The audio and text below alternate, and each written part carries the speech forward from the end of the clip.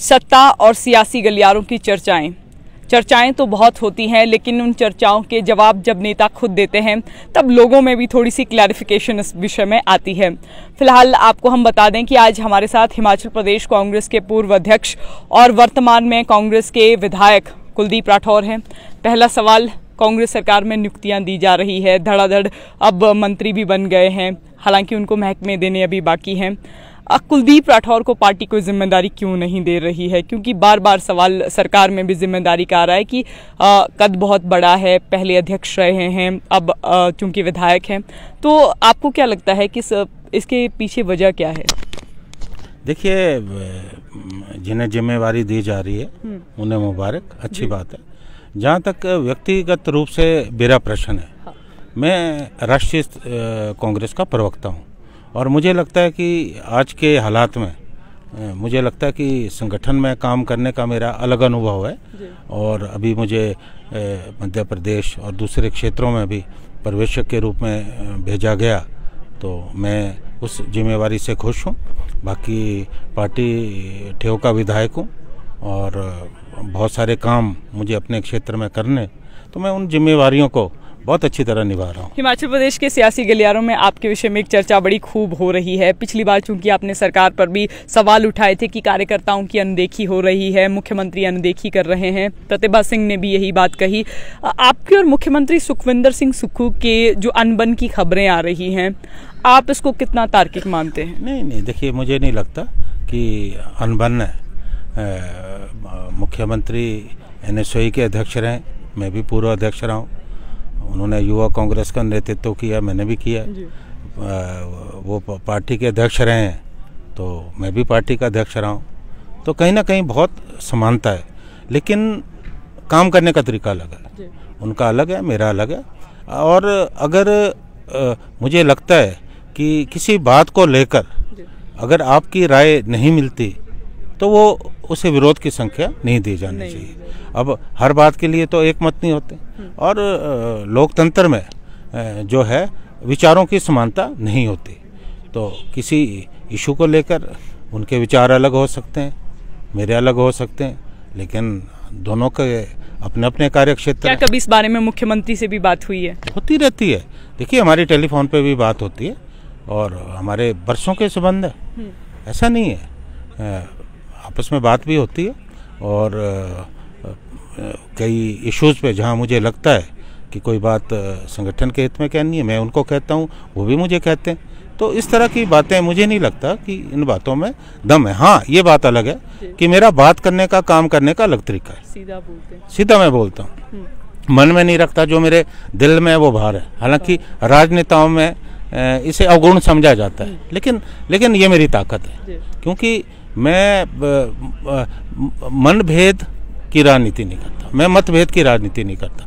जो साफ बात होती है वो मैं कहता हूँ, जो संगठन के हित में होती है वो मैं करता हूँ।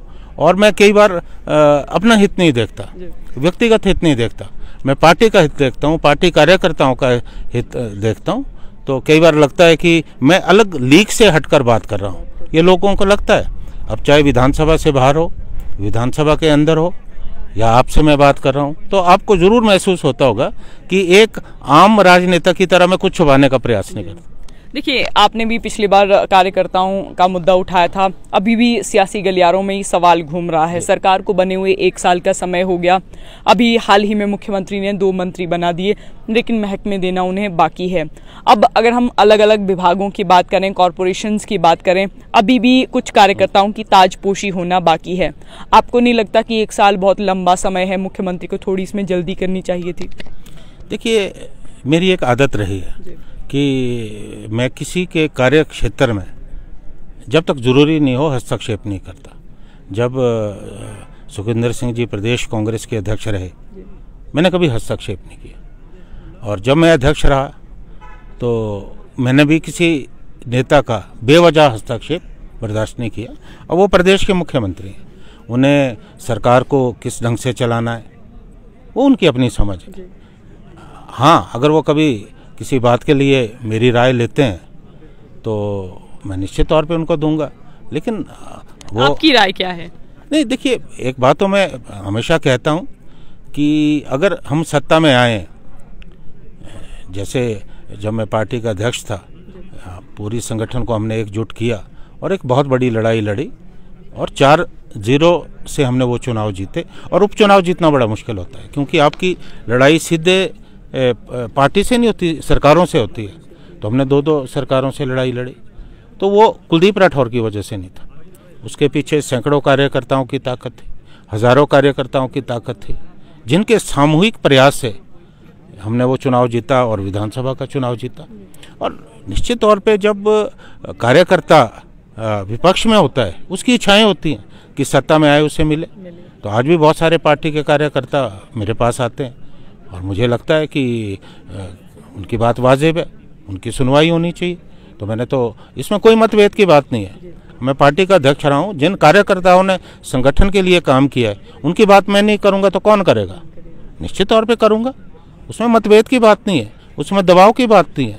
जहाँ मुझे लगता है कि किसी कार्यकर्ता का कोई हक है तो मैं मुख्यमंत्री जी से भी करूँगा, आला कमान से भी करूँगा, प्रदेश के जो मंत्री हैं जहाँ भी ज़रूरत पड़े वहाँ मैं बात करूँगा, लेकिन हस्तक्षेप नहीं मैं करूँगा। और मैं तो पेशे से वकील रहा हूँ, और जो वकील है वो बगैर पैसे के राय नहीं देते जी, है ना। मतलब अनावश्यक रूप से मैं हस्तक्षेप नहीं करते। अब हिमाचल प्रदेश में चूंकि लोकसभा चुनावों को लेकर भी चर्चाओं का बाजार गर्म हो गया है कि अब लोकसभा चुनाव में कांग्रेस की राह मुश्किल हो सकती है। तर्क इसके पीछे ये दिया जा रहा है कि अभी तक गारंटीज भी पूरी हिमाचल प्रदेश में कांग्रेस ने नहीं की है। दूसरा सवाल सियासत के विषय में हो रहा है कि अब भाजपा के विधायक सतपाल सिंह सत्ती ने कहा कि कांग्रेस को कैंडिडेट तक लोकसभा चुनावों में नहीं मिलेगा। आपको क्या लगता है, लोकसभा चुनावों के विषय में जो इस तरह की चर्चाएं हो रही हैं, कैंडिडेट किस तरह का होना चाहिए लोकसभा चुनावों में? देखिए, अब विपक्ष के लोग क्या कहते हैं जी, उसे हमें मतलब नहीं है, क्योंकि वो तो कहेंगे, विपक्ष में उनका नज़रिया रहेगा कि किसी तरह से हमारे कार्यकर्ताओं को हतोत्साहित किया जाए। अब जहाँ तक उम्मीदवारों का प्रश्न है, मुझे लगता है कि उम्मीदवार ऐसा होना चाहिए जो संगठन से जुड़ा हो, जिसकी छवि अच्छी हो और चुनाव जीतने की क्षमता रखता हो। अगर हमें ऐसा उम्मीदवार मिलता है तो निश्चित तौर पे हमें उसे चुनाव मैदान में उतारना चाहिए। देखिए, प्रतिभा सिंह ने भी कहा था कि प्रत्याशी हमें अब प्रत्याशियों के नाम घोषित कर देने चाहिए। आपसे भी कोई सुझाव लिया गया है कि किस तरह का प्रत्याशी होना चाहिए, या प्रतिभा सिंह बार बार कह रही हैं कि राह बड़ी कठिन है? देखिए, अभी मैं ये कहूँ, कोई सरासरी तौर पे मुख्यमंत्री जी ने एक चुनाव क्षेत्र की मुझसे बात की थी, तो जो मुझे उस वक्त लगा मैंने उन्हें कहा, लेकिन औपचारिक रूप से भी कोई ऐसी बात हुई नहीं। जब ऐसी बात होगी, मुख्यमंत्री जी मुझसे पूछेंगे या पार्टी की हमारी अध्यक्ष हैं वो मुझसे बात करेंगी तो मैं अपनी राय दूंगा। दिल्ली नेता अक्सर दिल्ली दरबार के चक्कर लगाते रहते हैं। कुलदीप सिंह राठौर को तो पार्टी ने पहले अध्यक्ष भी बनाया था, आपकी अध्यक्षता में चुनाव भी जीते थे, लेकिन समस्या है कि अपनी ताजपोशी के लिए बार बार सियासी गलियारों में चर्चा हो रही है। क्या कुलदीप राठौर ने दिल्ली दरबार का रास्ता भी नापा? दिल्ली दरबार का तो मैं खुद सदस्य हूँ, क्योंकि मैं राष्ट्रीय प्रवक्ता हूँ ना, तो राष्ट्रीय प्रवक्ता होने के नाते तो मैं दिल्ली दरबार हूँ। दिल्ली, मेरे पास तो खुद लोग चक्कर लगाते हैं, तो मुझे चक्कर लगाने की क्या जरूरत है? क्योंकि जो हमारे राष्ट्रीय अध्यक्ष हैं खड़गे साहब, मैं तो उनकी टीम का सदस्य हूँ, और जब भी दिल्ली से मुझे कोई जिम्मेवारी होती है तो मैं दिल्ली जाता हूँ। तो आपने खड़गे साहब से पूछा नहीं कि जिम्मेदारी कब दे रहे हैं, या उन्होंने अपने मुँह से कोई बात कही? नहीं, देखिए, मैंने उनको भी कहा कि मैं संगठन में खुश हूँ, और मैं दिल से कह रहा हूँ, क्योंकि मेरा काम करने का तरीका अपना अलग है, और जब भी मुझे जो जिम्मेवारी दी है मैंने उसे बड़े मजबूती से निभाया। मैं एनएसयूआई का अध्यक्ष रहा। जिस दिन मैंने एनएसयूआई को छोड़ा उस दिन एनएसयूआई जो है ऊंचाइयों पे थी। युवा कांग्रेस में अगर आप बात करें, मैं कोई अपने को महिमा मंडन नहीं कर रहा हूँ। युवा कांग्रेस में मेरे काम करने की शैली थी, आप पूछिए। जब मैं प्रदेश कांग्रेस कमेटी में महासचिव रहा, 3 अध्यक्षों के साथ काम किया, उस वक्त भी मेरा काम करने का तरीका था, एक छाप छोड़ी मैंने। और अभी मुझे जब प्रदेश का अध्यक्ष बनाया तो मैंने पार्टी को ऊंचाइयों तक पहुंचाया। तो यही मेरा इतिहास है। आगे भी जब पार्टी का प्रवक्ता हूं तो निर्वाण कर रहा हूं। जब भी पार्टी आला कमान को लगेगा और मेरी इच्छा भी होगी। खाली ये नहीं होता कि आप किसी के निर्देश पे काम करो, मेरी ये सोच नहीं है। अगर आपको कोई जिम्मेवारी मिलती है तो आपको ये भी देखना है कि क्या आप उस जिम्मेवारी निभाने के लिए सक्षम हो, या उस जिम्मेवारी को निभाने के लिए परिस्थितियां आपके साथ हैं, तभी तो आप कर पाओगे ना। तो जिस दिन मुझे लगेगा ऐसा होगा और मेरा मन कहेगा कि मुझे लेनी चाहिए तो मैं निश्चित तौर पे लूँगा। देखिए, बार बार अभी हाल ही में बात हो रही है कि मंत्रियों के विभाग बदले जाएंगे, आप तक भी शायद थोड़ी बहुत सूचनाएं पहुंची होंगी। आपको क्या लगता है, वाकई बदलने चाहिए? हालांकि प्रेरोगेटिव मुख्यमंत्री का है, लेकिन आपकी निजी राय भी इस पर जानना चाहूँगी। देखिए, ऐसा है कि ये मेरी निजी राय नहीं हो सकती, क्योंकि मुख्यमंत्री जी को मालूम है कि उनके मंत्री किस तरह का काम कर रहे हैं। ये जानकारी तो उन तक है, मुझ तक तो है नहीं, तो उनको जो लगेगा वो करें। आज बागवानी के मसले पर बहुत हंगामा हुआ, विपक्ष ने नारेबाजी की, साथ में फलों की टोकरियां लेकर आए। ये कहा गया कि कांग्रेस ने अपनी गारंटी में कहा था कि बागवान फलों के दाम खुद तय करेंगे, लेकिन ऐसा हो नहीं रहा है। आप भी बागवानी क्षेत्र से सरोकार रखते हैं, क्या लगता है आपको? बार बार आप बागवानी के मुद्दे भी सदन में उठाते रहते हैं, कमी कहाँ लगती है? देखिए, इस बार 2 ऐसे काम हुए हैं जो कि इतिहास बदला है। मैं बागवानी क्षेत्र की बात करना चाहूँगा। बहुत बरसों से मांग थी कि सेब किलो के हिसाब से बिकना चाहिए। हमारी सरकारें रहीं, भाजपा की सरकार भी आई, लेकिन हो नहीं पाया। और अभी मैंने इस मुद्दे को पिछली वर्ष जो है 70 में उठाया और सहमति बनी, और गत वर्ष जो है सेब किलो के हिसाब से बिका। और एक बहुत बड़ी मांग थी कि यूनिवर्सल कार्टन प्रचलन में आना चाहिए, क्योंकि अभी टेलीस्कोपिक कार्टन प्रचलन में।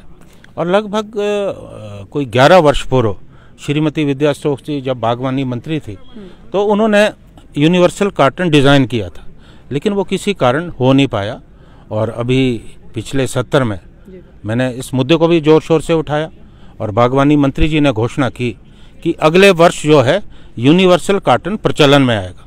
मुझे लगता है ये बहुत बड़ी मांग थी जो पूर्ववर्ती सरकारें नहीं कर पाई, अभी हुआ है। और निश्चित तौर पे जब यूनिवर्सल कार्टन प्रचलन में आएगा तो बागवानों का जो शोषण है वो रुकेगा। मुझे लगता है कि ये 2 ऐसे कदम हैं जिससे निश्चित तौर पे बागवानों को बहुत ज़्यादा फायदा होगा। शिमला संसदीय क्षेत्र, एक अंतिम सवाल। शिमला संसदीय क्षेत्र से हमारे 3 मंत्री हैं, पूर्व के अध्यक्ष कुलदीप राठौर हैं, प्रतिभा सिंह भी यहीं से हॉली लॉज से सरोकार रखती हैं, तो कहीं ना कहीं इम्पैक्ट उनका भी रहता है। आपको क्या लगता है, राहें कठिन हैं, या कई बार भीतर घात की खबरें भी आती हैं कि भीतर घात हो सकता है? कई बार ये कहा जाता है कि आपका कैंडिडेट बहुत स्ट्रांग होना चाहिए, लेकिन आपको क्या लगता है यहाँ कहाँ सुधार करने की ज़रूरत है? देखिए, मुझे लगता है कि चुनाव कोई भी हो, हर चुनाव को बड़ी गंभीरता से लेने की ज़रूरत है। चुनाव आसान नहीं होता, बहुत सारी बातें होती हैं। आपके उम्मीदवार का चयन ठीक होना चाहिए, संगठन एकजुट होना चाहिए, कार्यकर्ताओं के अंदर उत्साह होना चाहिए, आपके पास मुद्दे होने चाहिए जिन मुद्दों के आधार पे आप चुनाव लड़ो। अगर ये सारी बातें होंगी तो हम चुनाव में निश्चित तौर पे विजय की तरफ बढ़ते हैं। तो अब प्रक्रिया तो शुरू है, क्योंकि लोकसभा के चुनाव दस्तक दे रहे हैं। मुझे लगता है कि हम सब मिलकर प्रयास करेंगे, और जो मेरी भूमिका होगी, मैं स्पष्ट तौर पे कहता हूँ, मैं भूमिका मांगने नहीं जाऊंगा। अगर मेरी भूमिका होगी, उस भूमिका का मैं पूरी तरह से निर्वहन करूंगा, और मेरा पूरा प्रयास रहेगा कि हमारा लोकसभा क्षेत्र शिमला ही नहीं, प्रदेश के हम 4 सीटों पे कांग्रेस पार्टी को हमारे जो सांसद है वो चुन के जाएं, वो मेरा पूरा प्रयास रहेगा। हमारे साथ कुलदीप राठौर थे, पहले ही बता चुके हैं कि हिमाचल प्रदेश में कांग्रेस के प्रदेशाध्यक्ष भी रहे हैं, अब राष्ट्रीय स्तर पर प्रवक्ता भी हैं, और इसके साथ साथ ठियोग विधानसभा क्षेत्र से विधायक भी हैं। बात हुई सत्ता और सियासत को लेकर, और साथ में बागवानी क्षेत्र को लेकर। तो फिलहाल संवाद भारत में अभी के लिए बस इतना ही। नमस्कार।